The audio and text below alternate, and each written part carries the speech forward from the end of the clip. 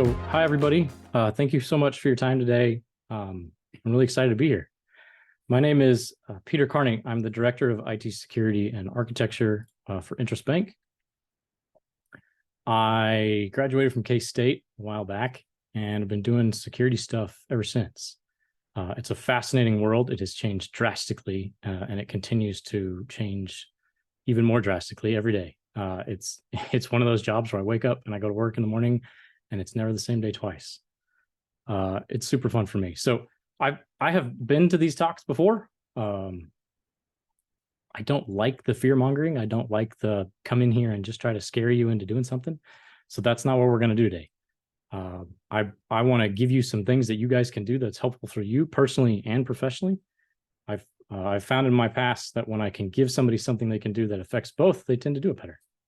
And then convenience is a big key for me. So if I can do something, I can give you lots of advice on things that you can do in your cybersecurity life that are a really big pain in the ear. But we're not going to focus on those today. So in order for us to talk about what we can do, which we'll get to shortly, I need to talk about what we're trying to accomplish, what we're trying to defend against. And the first thing I want to bring up is this misnomer that hacking is somehow this guy dropping down from the ceiling in a data center with a USB stick in his mouth. And that's not what hacking is. That's not what almost all hacking is. It is in the movies. That's fine. That's fun. I like that movie. I watch it a lot. But it's not. The hacking that we see is somebody figures out what your password is because Home Depot got breached. And they take your username and password from Home Depot and they try it on your Amazon account and it works. They send you a link in an email around Christmas time that says, your package got stuck. It's not going to make it to your parents' house in time. Click this link and we'll figure it out. That's hacking. That's the kind of stuff we're doing. There are some old vulnerability stuff in there, but again, when I say old, I mean old. And it's getting newer. A year or two ago, old meant 18 months. Now old means 6 months, but it's still old. It's not like it just came out yesterday and you haven't patched your iPhone. What are you thinking? Oh my gosh, everything's going to go away. You're going to lose all your data. That's not what we're talking about. The small business area and the big business area have a lot of enemies in common. The bad guys are the same for the most part. The bigger difference, which is a bit of an advantage for the smaller businesses, is that you guys are really small. And so when I'm trying to find a single fish in an ocean, it takes me a long time. And I have to cast a wide net. As a hacker, as a malicious actor, I have to cast a really wide net. And those really wide nets are generic. And I have to use automation to scale them and to make them meaningful. And so I see a tendency towards a lot of automation, at least at the beginning of the attack. Somebody from North Korea isn't picking you out of a lineup and your computer at your Starbucks on that corner and saying, that's the computer I'm going to hack today. That's not how this works at all. They'll pick out MGM. They'll make $180 million for picking out MGM, but they'll pick out MGM, but that's not what they're going to get. So seeing as how that's what's happening, there's about 5 different things I can help you understand that you can do that can drastically move the needle in terms of your cybersecurity posture. My favorite thing about these items is that most of them, if not all of them, are free. They're things you can do today. You don't need an IT staff to get them done. And they can help you in your professional life too. There's that convenience piece that strides in there. So we're going to talk about all 5 of these things today. There's more. There's lots more. I could have a list of 1,000. But I'm not here to overwhelm. I'm not here to scare. I'm here to talk about some of the stuff we can do and give you some actionable items. So the first thing we talk about is passwords. So passwords are one of the biggest ways that things get breached. And there's 2 reasons for that. One is that in order for the attackers to continue to do their malicious stuff, they need personas in which to do them in that aren't them. They need to masquerade as someone else. So they need passwords. They want to send out all the spam emails and all the phishing emails in the world. They need an email account to send it from. And the email providers have gotten smart about brand new accounts trying to send out 100,000 emails in the first 20 seconds that it was created.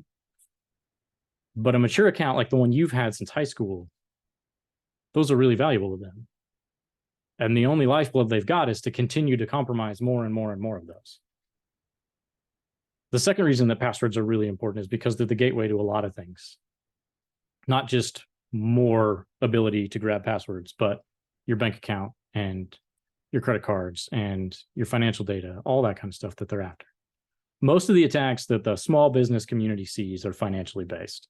There's a couple here and there that are, motivated by revenge or by political stuff, and you're in the single digit percentages, if even that. So we're going to stick with this. So why password managers is the first on my list is because passwords are incredibly important. And we as security professionals have done you a disservice in the last decade. And I can't apologize on behalf of all of us, but I can apologize on my behalf. We have told you that you needed long, strong, unique passwords for every one of the 300 sites you have a password for. And then we gave you no mechanism to get that done. And we have now. That's what password managers are. Password managers were the mechanism that we needed the whole time. Because for me to say, hey, your Home Depot password that got hacked, and I'm going to pick on Home Depot a lot this talk because they did get hacked. When that got taken and that password that you had that was at Home Depot got taken and you had nothing to do with that and you did nothing wrong, it's not fair to you that bad actor was then able to get into your other accounts because Home Depot didn't do their job right. And who knows how long it was between the time the people got into Home Depot and the time Home Depot told you about it. And so that's not fair. So these password managers, what they'll do is they'll help you. You can go to their website, you can download their product, you can buy it. It's a app on your phone, it's an app on your tablet, it's a extension in your web browser. You sign in with your one password, you get a master password that controls your vault. And that's where you store all your other passwords for all your other sites. And now you can keep them all separate and you can keep them all unique and you can keep them all long and strong and random and all the crazy characters that we've been telling you that you need to have in your password forever. You can do that because you don't know any of those passwords anymore because you don't need to. So you walk over to Amazon, you say, I want to sign in, and your Amazon says, what's your password? And you say, I don't know. Password manager, can you tell them my password, please? And the password manager fills it in and logs you in, and that's great. And you do that times 250, and all of a sudden, if the bad guys steal your password from Home Depot, they've got your password from Home Depot and your password to nothing else. And that's great.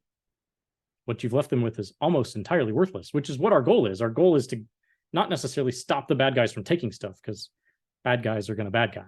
That's what they do. But if we can make what they take worthless, then the incentive to take it goes away. I have used several different ones of these. I don't have a favorite necessarily. They're different for different people.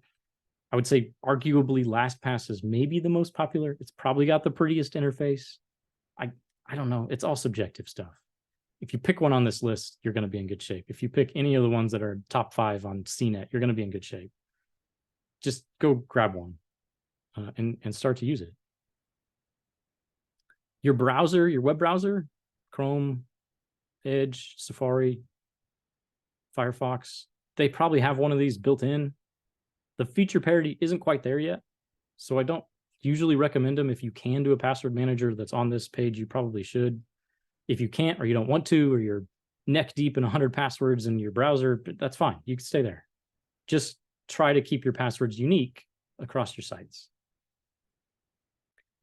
As far as getting this going, enrollment is the toughest part. And this is probably the biggest challenge I'll give you all day, is asking you for 15 minutes, maybe 30, to get enrolled in one of these things. Now, go into the site, sign up for an account. It's 4 or 5 clicks and 5 password fields. And if you're signing up for the free version, you don't even need money. But the harder hump is, how do I get the passwords that I have into the password manager? Now, if you have the same password at all of the websites you normally go to, putting that same password in for all those websites it's okay. It's not great. You haven't solved the problem. The problem is if Home Depot gets hacked, they can take your password to other websites and still get hit. So you haven't solved that problem yet. So what I recommend people do usually is just go to the website you want to log in and you want to put in your password manager, log out if you're already logged in, and then just go through the I forgot my password button. And these password managers will pick up on it. They'll recognize that page. They'll say, hey, it looks like you're trying to reset your password. Can we generate one for you? You say, yeah, please. And it'll generate one and it'll store it and you'll keep it. And the next time you go back to log in, it's there to fill it in. I have hundreds of passwords. I know 3 of them. I know my master password for my password manager. I know my email address password, which I recommend you don't put into your password manager, because your password manager company is going to use your email account to help you recover your password in case you forget your master password. So don't lock yourself out because you can't get into the thing that tells you what your password is to email so you can get to the email that gets you. Like, don't do that. So I have my email password, my master password for my vault. Now my work password. My work password is separate from everything else on the planet. I never use it anywhere else. Just a couple quick tips about password health. Longer is stronger. So if you have an 8-character password that's completely random and a 15-character password that's just words, I would prefer the 15-character password because it's harder to crack mathematically from a hacker's perspective. Another item I would say is feel free to use phrases. A lot of the places you go and put in passwords will accept punctuation marks. So you could type an entire sentence, spaces and commas and periods and exclamation points, all that stuff. You can just type the sentence. It's easy. You normally type sentences. So that's a convenient thing for you to do. I like little kids to be my password managers, whether it's stuff they say or stuff I've had to say to my own kids. One of my passwords one time was, "Don't sit on your sister's head," which was a statement I had to say out loud, which I never thought I would have to say out loud to any human being on the planet. But I had to say it, and it was so ridiculous. I wrote it down and said, I'm going to remember this as a password if I need one in the future. And it's that kind of stuff. And when I typed that password in, it brought joy to my face, and it was fun to type, and it wasn't an easily guessable password. The last thing I'll say on this slide is about passkeys. Passkeys are new. They're coming. If you're a Google user or a brand new Google user, you might already have one. These are super exciting. This is the best we've ever come up with in terms of passwords. These are amazing. It's like having 1,000-character password, but from a usability perspective, it's unbelievably easy. You go to log into your bank, and your bank says, "Look at your phone for a second. I need to Face ID you," and you're in. There's no you don't even type in your username. You don't type in a password. There's no MFA. And from a security perspective, coming from somebody who understands the back end and how all this works, it's safer than what we're doing today by leaps and bounds. I can't wait to use more. I've already got a couple passkeys, so it's, think of it like a specific site password. I've got a couple of these. They're amazing. I'm super excited to convert my parents and my in-laws and everybody I know that isn't as technically savvy as me on this stuff. I'm super excited to convert them all. So if you hear about passkeys, pay attention. But that brings us to our next piece, which is MFA. So MFA is a requirement in our existing ecosystem because passwords aren't enough.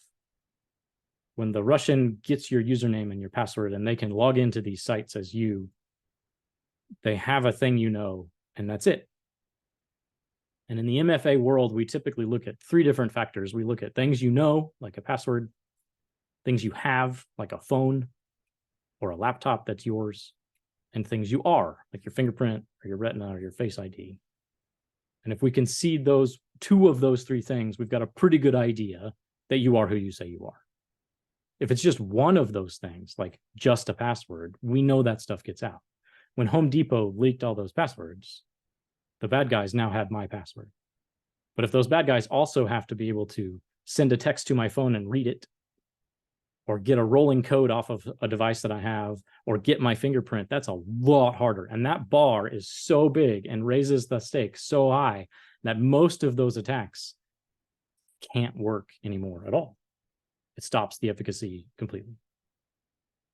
One quick note here on the MFA, you see there's 2 that have stars on them. Those are what are called non-phishable MFA functions. So this chart that I'm showing you now is actually ordered by security in MFA. So not all MFA is created equal. The excuse me, the least secure is way on the left with SMS and voice and email stuff. And then as it goes to the right, it gets much more secure. Do not hear me say that if the only option you have from MFA perspective is SMS, don't turn it on. No. SMS MFA is still better than nothing at all.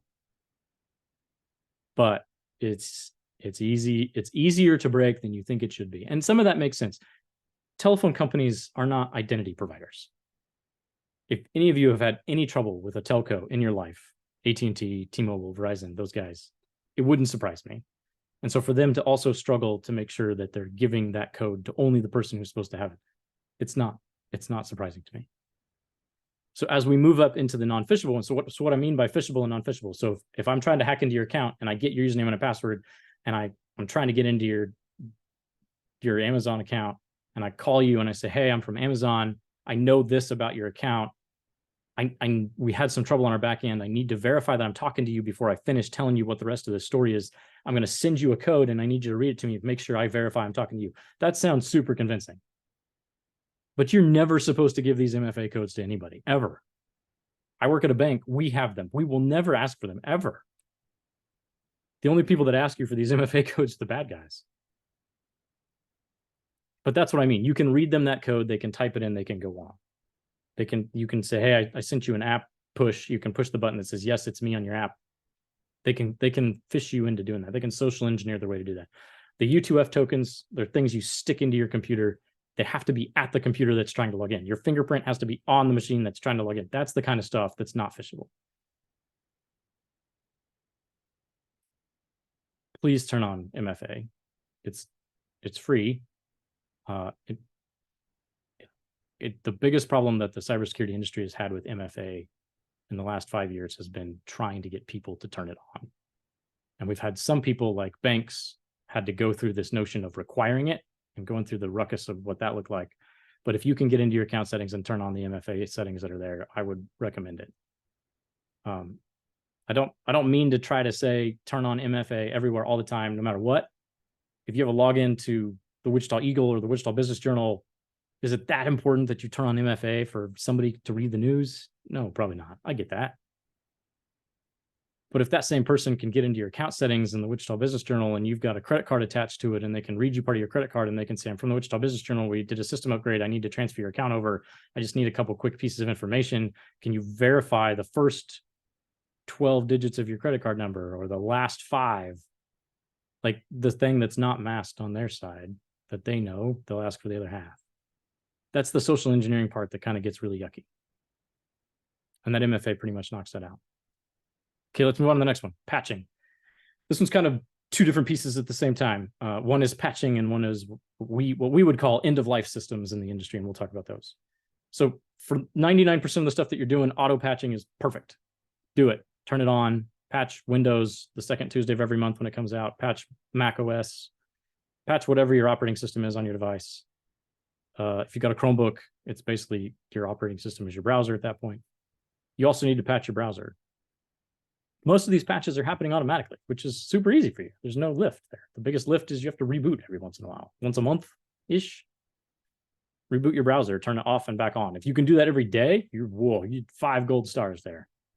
If you can do it once a week, once a month, whenever it has that little icon in the corner that says it needs an update, you're doing super, and that's what we need to do. Again, this is one of those where the difference between never doing it and doing it sometime is humongous. But you probably also have a router or firewall in your house. Now, if you've got one of those boxes from Cox or AT&T that's just all by itself, there's probably nothing you need to do there. They keep those up to date because they have concerns about hackers hacking their stuff. But if you went out to Best Buy or Amazon and you bought an Eero router or a Netgear or a Linksys router of some kind, it's your responsibility to keep those patched and up to date. It doesn't take much. Most of those have auto patching, auto update stuff, but you kind of have to turn them on. And you just kind of have to check them every once in a while to make sure they're doing their stuff. And once in a while, again, I'm talking like once a month, you're getting lots of gold stars for once a month. Once every 6 months is fine. Once every year is probably getting close to the minimum. There's 2-ish things they're going to do if you don't do that, and they can take advantage of it. The first one, which is not very likely, is that they're going to get into your stuff and they're going to look around and they're going to find your tax documents, or they're going to watch what you're doing online. That takes a lot of work and a lot of effort, and it's not really ever worth it. The second thing that they love to do, which they do a lot, is they either use your wireless router as part of a botnet that can attack other people, or they use it as a beachhead. So that instead of trying to attack us at INTRUST Bank from North Korea, which we would just block, now they're attacking us from your house, which I'm not going to block because you might be a customer. Hopefully you're a customer. I'd love for you to be a customer. But it kind of masquerades who they are, and they use you to do it, and don't let them use you. That's not cool. So set up a monthly reminder, something to just go check to make sure your stuff's up to date. And then the last piece of this, the end of life system stuff, your old tech does need replacing. When it stops being able to be updated, it needs replacing because the bugs are going to come and the vulnerabilities are going to come and there's nothing you can do anymore. And you're just kind of walking around with a lot of risk. And I get it. That tech still works. It's still functional. It may be slow, but it's still working. And the answer is it's just as working for you as it is for them, which is no good. So let's talk about cloud hosting and server backups and all kinds of fun stuff. You're probably already doing this. I hope you're doing this. Unless you're kind of a server engineer on the side and you have this really big desire to run servers and build them and put them in multiple data centers and back them up and do disaster recovery and business continuity failover exercises and all the backups of the backups and the immutable backups and the cloud storage ones. It's a mess, and there's no reason to do it, and you don't need to do it. Look, it's been commoditized. I work at INTRUST Bank. We have 850 employees. We have 70 people that work in technology. We don't do this. We have other people do it for us. We have Microsoft and Google and those guys. They're doing it for us because there's no competitive advantage to us to do it. It's not strategic for us to be in the business of running data centers and power and cooling and failover, and there's nothing there for us. So don't put your time and effort into stuff that takes a lot. There's a lot of convenience driven out of these as well. I used this multiple times today. I was able to work on this presentation on my computer, and then I was able to turn around and go look at it on my phone because it was syncing up to the cloud and then back down to my other devices. You spill coffee on your laptop, are all your files gone? I certainly hope not. And these kinds of pieces of tech help you with that. If you want gold stars on this slide, you're going to need to get a USB hard drive, plug it in, and copy your files over to it, and then unplug it, because if it's plugged in and the lightning strikes, then it's going too. And when I say USB hard drive, I mean hard drive. I don't mean thumb drive. Thumb drive is the little teeny tiny one that looks like a keychain thing. Those will work if you don't have anything else, but they're not as resilient, and they can go bad. And they can break, and I don't want your backup mechanism to break. Although if anything's going to break, I hope it's your backup mechanism, not your primary mechanism. But if you could take one of those, copy some files to it once a month, once every once in a while, whenever you're working on a big project, put it in a safe deposit box if you really care about fire and tornado and water damage. That's how you get the gold stars on this line. Okay, last one. Security awareness training. So the fantastic news about security awareness training is you're already doing this. You're here listening to me. And that's part of it. You're interested, genuinely interested in how you can do things from a cyber perspective. And that's over half the battle. I've listed some resources on this slide for you to use. You're welcome to use them. The Sans Ouch newsletter thing, this is something that was designed for people like my parents, the people that are in that picture. These are people that started their technical literacy journey later in life and haven't had as much time as people like me have had. And it's a page and a half. It's free. SANS is an excellent institution. They're a non-for-profit that's tasked with trying to keep the internet safe. They have trainings for nerds like me that are unreal. These are some of the best trainings on the planet, and they're expensive. So SANS makes their money with that stuff. They don't make their money on ads and newsletters and getting you to, these are all free things. CISA is a government agency that I don't want to get too political here. I don't know how people feel about the government and the things that they do, but I can tell you my perspective on the government stuff from CISA has been helpful, almost surprisingly so, in a couple of different areas when it comes to cybersecurity. It's a very difficult battle because it's so short-lived and the things change so quickly. But CISA has been very good. They celebrate Cybersecurity Awareness Month as well. All these guys do. And then the last thing I'd tell you is just paying attention to world events. That email that says, click here to donate money to Israel means a lot more today than it did 6 months ago. The email that you're going to get in a month and a half that says that Christmas present that you ordered is going to be late unless you click this link, that's going to mean something different. Next April, when taxes are coming up due, that link that says your taxes need some work, click here to look at your amended return, that means something different. Keeping your brain in that headspace of paying attention to those things, that's what we're getting done here. It's not a thing where I can tell you about every threat known in the world. And they do cover some of these on the news, especially the ones that are fun and that are Mission Impossible style. Sometimes by the time you get them on the news, you've already got them on your phone or you've already got the email in your inbox. But yeah, it's I don't have a whole lot of better resources for you. I'm sorry. If I come up with any, I'll let you know. But if you have any for me, I'd love to hear them. So let's review them one more time. 5 things you can do. Get a password manager. Go through the enrollment process. Get all your passwords in there. Make them unique. I've talked to many people that I've turned on a password manager. They look at me and they say, I don't remember what my life was like before a password manager, because I know I had 200 accounts, but I don't know any of my passwords anymore. And I don't know how I was remembering them. Turn on MFA if you can. Go through your patching cycles. I know it's not fun. Have somebody else do your cloud hosting stuff. It's just not worth it. And continue to be interested. So with that, I'm happy to take questions.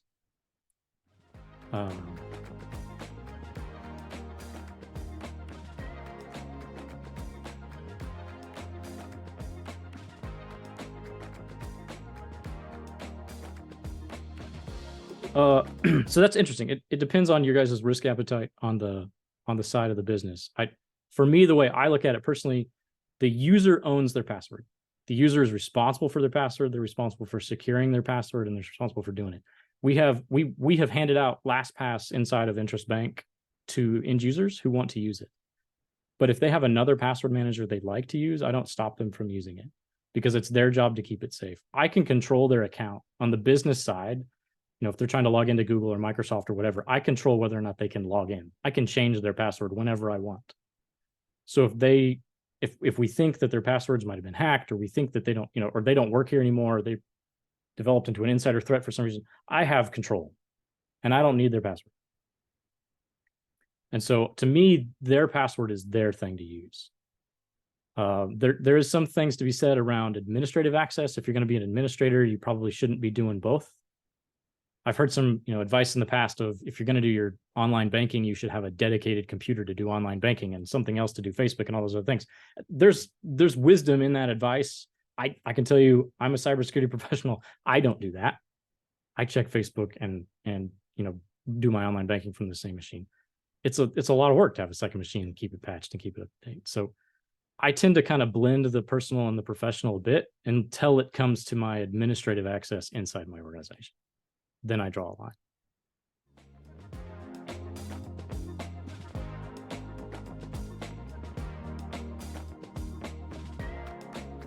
So on your PC, it's a bigger deal.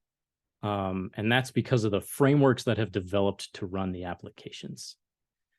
Your browser has become a behemoth of a security tool. And it's basically, you look at Chromebooks, Chrome OS is, the web browser is basically the entirety of the operating system. So we're kind of moving in this direction. We have been for a long time of eventually the operating system was going to be the web browser. So they have built massive amounts of security into these web browsers. So if you were on a computer and you wanted to run Slack or you wanted to run Teams, I would tell you it's much more secure to run it in a sandboxed, secure environment in your browser than that thick client, which is basically running a browser on the back end without any of the security features. Your phone is a different story because the phones were developed so much later in life. So when the phones were developed, security was already a thought. We kind of built it in. So on an iPhone, for example, 90+% of any of the malware you're ever going to get on an iPhone goes away as soon as you reboot the device, because persistence is so hard on an iPhone. It's so difficult because these things are so secure. As far as running it in a browser tab or running it in an app on a phone, I don't know if there is much of a difference, other than if you're using M365 and Intune or some other mobile device management tool, there are things that can be done to encrypt some of that or to create policies around keeping some of that data safe native to some of the apps that can't be done or kind of disguised. Those functions and features get hidden when they go through a web browser. But for the attacks you're facing, I'm going to say it doesn't matter. Use the one that's more convenient and the one that you're not going to be frustrated with. But if you're gonna use the app, keep the app up to date.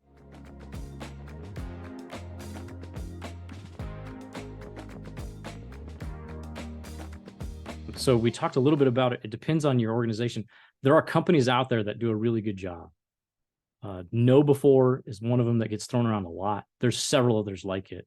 They have phishing awareness training, and these things can vary from videos you can watch to emails you can send out that are fake. And if you click on them and you're not supposed to, it gives you a little training video on how to identify stuff. I'm of a slightly different mindset than some of my peers in this area. I've read some research that says the education and awareness training peaks very early in its efficacy. And so if you've never done it, doing it has a humongous impact. But after you've done it for 6 months, the 7th month and the 8th month and the 9th month, they're not really that impactful anymore. If you stopped doing it and didn't do it again for 6 years, yeah, that would have an impact. But don't expect to see the graph of the phishing emails you guys clicked on at the beginning that you didn't realize were phishing, that you don't click on after 6 months because you've been trained. Don't expect that trend to continue for a very long time. The bad guys will continue to adapt their attacks, but most of it, especially on the email side, is going to stick within the same kind of stuff. And on the email security side, if you're using a popular provider, Gmail, Microsoft, the phishing stuff that those guys are doing is bonkers. When you got 10,000 people dedicated to security, you're going to get some pretty good security out of them. So I would say, host them with those guys.